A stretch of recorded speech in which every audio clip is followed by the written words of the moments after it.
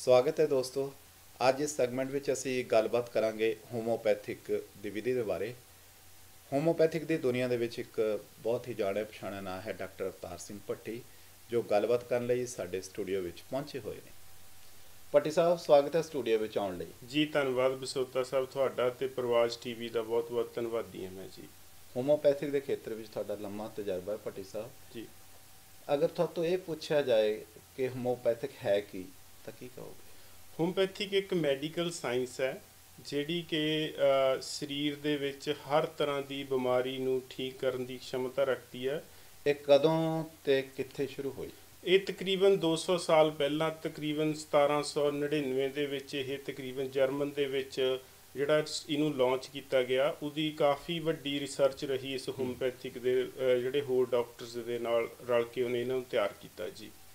ਜੀ, ਇਸ ਦੇ ਨਾਲ ਕਿਹੜੀਆਂ ਬਿਮਾਰੀਆਂ ਨੇ ਜਿਨ੍ਹਾਂ ਦੇ ਨਾਲ ਸਫਲ ਇਲਾਜ ਕੀਤਾ ਜਾਂਦਾ? ਦੇਖੋ, ਹੋਮੋਪੈਥਿਕ ਵਿਧੀ ਜਿਹੜੀ ਹੈਗੀ ਆ ਇਹ ਸਰੀਰ 'ਤੇ ਕੰਮ ਕਰਦੀ, ਪੂਰੇ ਸਰੀਰ 'ਤੇ। ਬੇਸਿਕਲੀ ਸਾਰੇ ਸਰੀਰ ਦੀਆਂ ਹੀ ਬਿਮਾਰੀਆਂ ਨੂੰ ਆਪਾਂ ਕਹਿ ਸਕਦੇ ਹਾਂ ਕਿ ਪੂਰਾ ਸ਼ਮਤਾ ਹੈ ਇਹਨੂੰ ਠੀਕ ਕਰਨ ਦੀ। ਪਰ ਫਿਰ ਵੀ ਅਸੀਂ ਇਸ ਤਰ੍ਹਾਂ ਕਹਿ ਸਕਦੇ ਹਾਂ ਕਿ ਬੱਚਿਆਂ ਦੀਆਂ ਬਿਮਾਰੀਆਂ ਦੇ ਵਿੱਚ ਬਹੁਤ ਹੋਮੋਪੈਥਿਕ ਲਾਭਵੰਦ ਹੈ, ਕਿਉਂਕਿ ਨਰਵਸ ਸਿਸਟਮ ਦੇ ਰਾਹੀਂ ਇਹ ਐਕਟ ਕਰਦੀ ਆ। ਔਰ ਇਮਿਊਨ ਸਿਸਟਮ ਬੱਚਿਆਂ ਦੇ ਵਿੱਚ, ਜਦੋਂ ਬੱਚਾ ਜਨਮ ਲੈਂਦਾ, ਇਮਿਊਨ ਸਿਸਟਮ ਉਹਦਾ ਬਹੁਤ ਕਮਜ਼ੋਰ ਹੁੰਦਾ ਅਤੇ ਉਹਨੂੰ ਬਿਮਾਰੀਆਂ ਜ਼ਿਆਦਾ ਹੋਣ ਦਾ ਖਦਸ਼ਾ ਰਹਿੰਦਾ। ਸੋ ਇਸ ਕਰਕੇ ਬੱਚਿਆਂ ਦੀ ਬਿਮਾਰੀਆਂ ਕੋਈ ਵੀ ਹੋਵੇ, ਜਿੱਦਾਂ ਐਜ਼ਮਾ ਹੈ, ਐਗਜ਼ੀਮਾ ਹੈ, ਜਾਂ ਐਲਰਜੀਜ਼ ਹੈ, ਬਾਰ-ਬਾਰ ਬੱਚਿਆਂ ਨੂੰ ਖੰਘ ਰੇਸ਼ਾ ਹੁੰਦੀ ਆ, ਉਹਦੇ ਵਿੱਚ ਬਹੁਤ ਹੀ ਵਧੀਆ ਹੋਮੋਪੈਥਿਕ ਹੈ। ਡਿਪਰੈਸ਼ਨ, ਸਟ੍ਰੈਸ ਆ, ਉਹਦੇ ਵਿੱਚ ਆਮ ਤੌਰ ਸਡੇਟਿਵ ਦਿੱਤੇ ਜਾਂਦੇ ਆ, ਪਰ ਹੋਮੋਪੈਥਿਕ ਬਹੁਤ ਹੀ ਲਾਹੇਵੰਦ ਹੈ ਉਸ ਕੇਸ ਦੇ ਵਿੱਚ।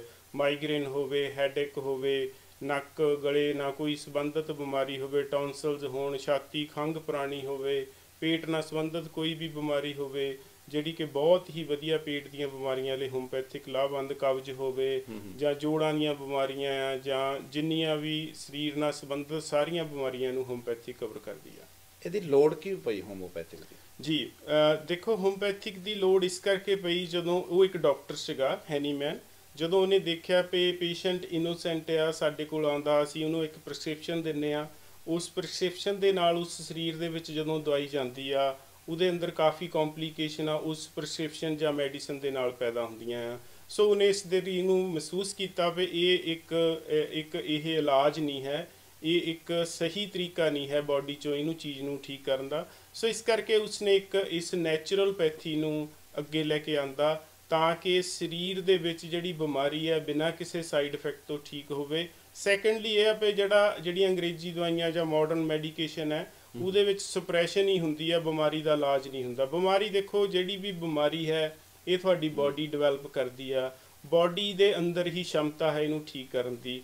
ਹੋਮੋਪੈਥਿਕ ਜਿਹੜੀ ਹੈਗੀ ਆ, ਬਾਹਰੋਂ ਅਸੀਂ ਕੁਝ ਨਹੀਂ ਦਿੰਦੇ, ਅਸੀਂ ਸਿਰਫ ਮੈਡੀਸਨ ਦੇ ਨਾਲ ਜਿਹੜਾ ਇੰਟਰਨਲ ਸਿਸਟਮ ਸਲੋ ਹੋ ਗਿਆ ਆ। ਸਾਡੇ 3 ਸਰੀਰ ਦੇ ਸਿਸਟਮ ਇਹੋ ਜਿਹੇ ਜਿਹੜੇ ਕਿ ਜੇ ਇਹ ਸਟਰੋਂਗ ਹੋਣ ਤਾਂ ਬਿਮਾਰੀ ਬਾਡੀ 'ਚ ਵੜ ਹੀ ਨਹੀਂ ਸਕਦੀ। ਉਹਦੇ ਵਿੱਚ ਜਿਹੜਾ ਨਰਵਸ ਸਿਸਟਮ ਆਉਂਦਾ, ਇਮਿਊਨ ਸਿਸਟਮ ਆਉਂਦਾ ਹੈਗਾ, ਤੀਸਰਾ ਐਂਡੋਕਰਾਈਨ ਸਿਸਟਮ ਹੈ। ਜੇ ਤੁਹਾਡੀ ਬਾਡੀ ਦੇ ਸਿਸਟਮ ਤਿੰਨੇ ਸਟਰੋਂਗ ਹੈ, ਤੁਹਾਡੀ ਬਾਡੀ ਦੇ ਵਿੱਚ ਕੋਈ ਵੀ ਬਾਹਰਲੀ ਚੀਜ਼ ਤੁਹਾਡੇ 'ਤੇ ਅਟੈਕ ਨਹੀਂ ਕਰ ਸਕਦੀ। ਜਦੋਂ ਇਹ 3 ਸਿਸਟਮ ਸਲੋ ਹੁੰਦੇ ਆ, ਔਰ ਹੋਮੋਪੈਥਿਕ ਇਹਨਾਂ ਤਿੰਨਾਂ ਸਿਸਟਮ ਦੇ ਰਾਹੀਂ ਐਕਟ ਕਰਦੀ ਆ। ਜਦੋਂ ਅਸੀਂ ਦਵਾਈ ਦਿੰਦੇ ਹਾਂ, ਸਾਡੀਆਂ ਆਮ ਤੌਰ 'ਤੇ ਡ੍ਰੌਪਸ ਦੇ ਵਿੱਚ ਦਵਾਈਆਂ ਆਉਂਦੀਆਂ, ਇਹ ਡ੍ਰੌਪਸ ਸਾਡੇ ਬ੍ਰੇਨ 'ਚ ਜਾਂਦੇ, ਮਾਈਂਡ ਨੂੰ ਐਕਟੀਵੇਟ ਕਰਦੇ ਆ। ਇਹ ਹੋਮੋਪੈਥਿਕ ਜਿਹੜੀ ਸੀਗੀ ਇੰਡੀਵਿਜੂਅਲ ਸਿਸਟਮ ਨੂੰ ਪੂਰਾ ਕਰਦੀ ਆ, ਪੂਰੇ ਸਰੀਰ ਨੂੰ ਇੱਕ ਡਿਫਰੈਂਟ ਦਵਾਈ ਦਿੱਤੀ ਜਾਂਦੀ। ਹੋਲਿਸਟਿਕ ਮੈਡੀਸਨਸ ਆ ਇਹ ਪੂਰੇ ਸਰੀਰ ਨੂੰ ਠੀਕ ਕਰਨ ਦੀ ਖਮਤਾ ਰੱਖਦੀ ਆ।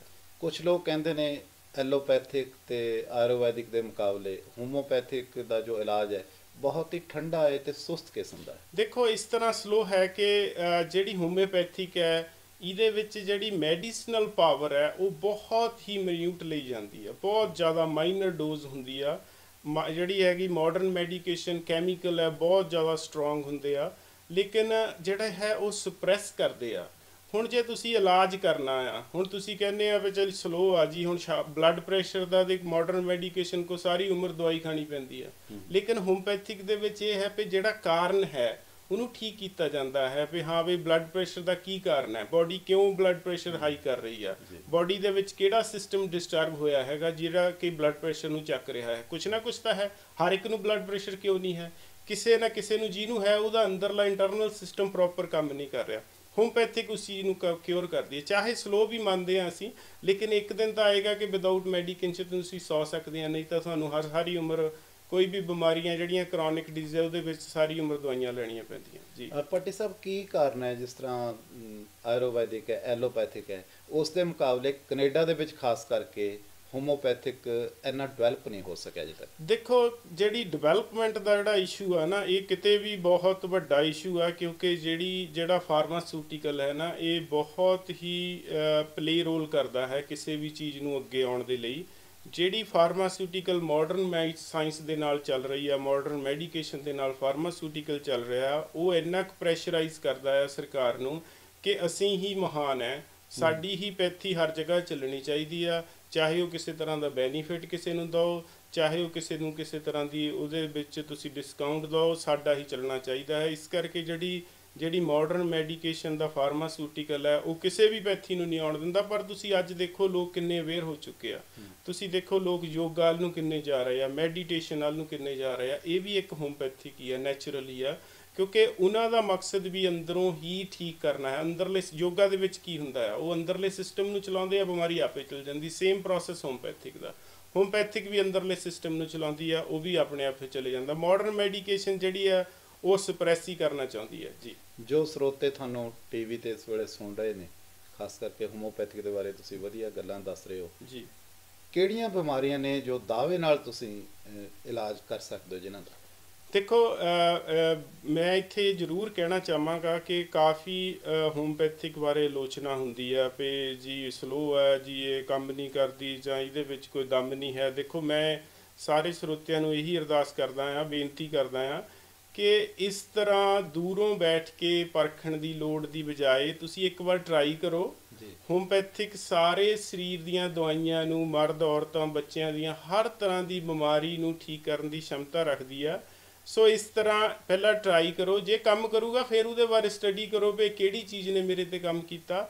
ਸਾਰੇ ਸਰੀਰ ਦੀਆਂ ਬਿਮਾਰੀਆਂ ਦਾ ਅਸੀਂ ਵੈਸੇ ਤਾਂ ਦਾਅਵਾ ਕਰਦੇ ਹਾਂ, ਪਰ ਬੱਚਿਆਂ ਨੂੰ ਮੈਂ ਜ਼ਰੂਰ ਕਹਾਂਗਾ ਵੀ ਕੋਈ ਵੀ ਬਿਮਾਰੀ ਆ, ਕਿਸੇ ਵੀ ਤਰ੍ਹਾਂ ਦੀ ਆ, ਕਰੋਨਿਕ ਡਿਜ਼ੀਜ਼ ਸਪੈਸ਼ਲੀ ਜਦੋਂ ਤੁਹਾਨੂੰ ਪਤਾ ਲੱਗ ਜਾਂਦਾ ਆ, ਤੁਹਾਨੂੰ ਜਿਹੜੀ ਮਾਡਰਨ ਮੈਡੀਕੇਸ਼ਨ ਕਹਿ ਦਿੰਦੀ ਆ ਵੀ ਜੀ ਹੁਣ ਸਾਰੀ ਉਮਰ ਤੁਹਾਨੂੰ ਦਵਾਈ ਖਾਣੀ ਪੈਣੀ ਆ, ਉਸ ਦੇ ਵਿੱਚ ਜ਼ਰੂਰ ਹੋਮਪੈਥਿਕ ਨੂੰ ਟਰਾਈ ਕਰੋ। ਭੱਟੀ ਸਾਹਿਬ, ਬਹੁਤ ਬਹੁਤ ਧੰਨਵਾਦ ਜੀ। ਬਹੁਤ ਬਹੁਤ ਧੰਨਵਾਦ ਬਸੋਤਾ ਸਾਹਿਬ ਤੁਹਾਡਾ ਤੇ ਪ੍ਰਵਾਜ ਟੀਵੀ ਦਾ, ਜਿਨ੍ਹਾਂ ਨੇ ਅੱਜ ਮੈਨੂੰ ਇੱਥੇ ਬੋਲਣ ਦਾ ਮੌਕਾ ਦਿੱਤਾ। ਬਹੁਤ ਬਹੁਤ ਧੰਨਵਾਦ।